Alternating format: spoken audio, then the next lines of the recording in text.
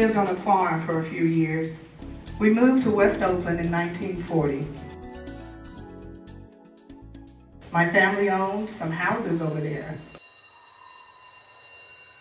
So I went to junior high and high school there in the middle of all this happening.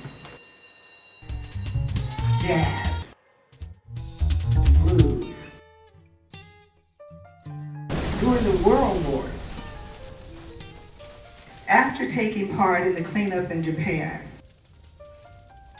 after the war, I got out in '47 and started working at the Veterans Administration.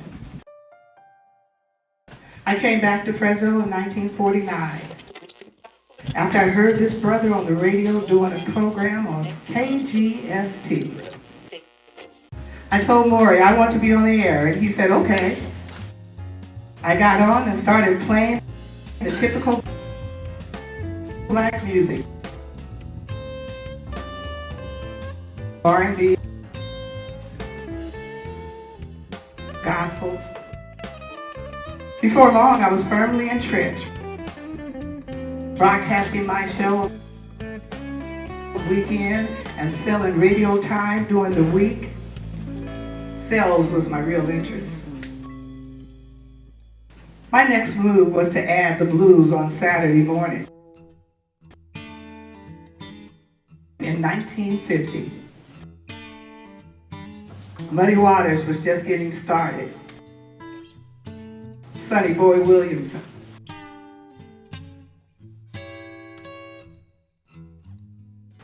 By '52, we had a fellow named Harold Goldenfelt. We called him Happy Harold, and he played blues. He used to take Elvis Presley records and break them on the air, because we were all about the real stuff, you know. It was a lot of fun. It wasn't easy to make a living, though. In 1956, for a while, I went to Bakersfield and worked on station there with Maury. I didn't want to go to Bakersfield at first because they still had no colored signs there. But things were beginning to change. We played a lot of country and western and standards. And Maury said, why don't you put R&B on? So we did that every night at 6 p.m. With that combination, we beat out CBS News in ratings more than once. With this low-power station, which shows you that we had a hell of a lot of white listeners too. Despite the racism, Bakersfield was a good town for me. I had a good experience there. Not being, as they say, a jive time DJ. It's like James Brown used to tell me all the time. He wanted people to see him as a businessman. But most saw him only as a dancer and entertainer. After a while, I moved back to Bay Area and got on KJAZ when it first started. Then I got a call from Maury. He said he just got a signal for Fowler. I said, Fowler? I started not to come back. I really did. I had other offers, but I thought maybe we could help Fresno. Shouldn't have done it. On second thought, up until the later 80s, I think I did right. We got on the air with KLIP AM in 1962. I threw the switch that put us on. We had a lot of fun there, made a lot of money. Of course, we told everyone we didn't. There weren't many stations then, and the market was good. Our format was half black, half Hispanic. We brought Happy Harold back to do the same blues every day, noon to 2, and I did jazz. I felt like we were starving for the jazz. I integrated blues in my programs, though. I played real blues, like Jimmy Reed, Sonny Boy. Big Bill Brownston, the great blues singers that came up on the Delta into Chicago. We weren't sure about our programming when we threw the switch, so we decided to go half black, half brown. Mexican in the morning, Happy Harold's Blues at noon, then my jazz show. Later we switched to Mexican in the afternoon because it was better for them to have the radios on out in the fields. Then they got done with work, they still had their music in the evening.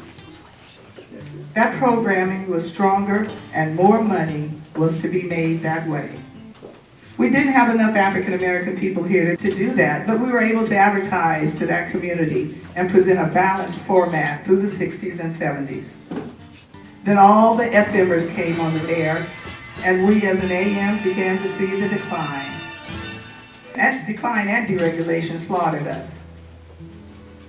Owners could buy up 2 or 3 facilities and use one as a write-off.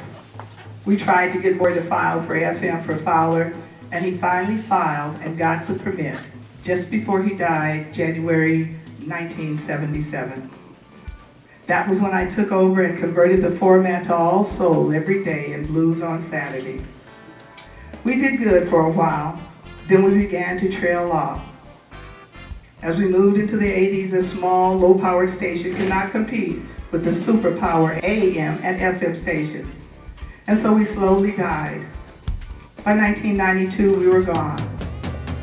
I didn't hit the end of the rainbow. But you know what? I had a good ride all my career. I was able to promote in this valley, which is so isolated. They don't know what was going on. The blues is hot. It's everywhere. Problem is, our community is not exposed to it every day. Maybe I'm broke because I had the nerve to push the format. Fresno is just Fresno. I realize now I was beating a dead horse here. I tell my community and my Fresno college students, you got to keep your eyes open. You got to listen. Some of these kids have never been to Yosemite. I mean, their ears are closed. It's almost like we're living back when we didn't come across Broadway. Through the 40s, you didn't see many blacks on the east side of town unless they went to a show at the Wilson or one of the other theaters. There's a line like that in most cities our size, either the railroad tracks or the freeway. We've got serious problems. America would like to claim a melting pot, but that's not true. There's racism throughout America. Ray Charles said it in the 70s. Whatever it is, if it's bad, we'll get it worse. But you know what? I wouldn't trade my experience as a broadcaster. We touched so many people, and blues was always a part of everything we did. I've lived through some of the greatest changes of history, from the horse and buggy to a man on the moon, which my grandmother never did believe. She told me when I was a little child, son, you're going to talk to a lot of people one day. She had a spiritual sense. She knew the way older people know things. Their minds are stronger than ours. I worked with my uncle who had 2 teams and 2 tractors on his 160 acres. That was unusual too at that time, 1935. For him it was to own the land. So I have always been independent, and anything I got along the way, I didn't lose it. That's what I try to get through to the kids today. You are somebody already. You can do it. Peace and blessings to you, Deborah. Thank you so much.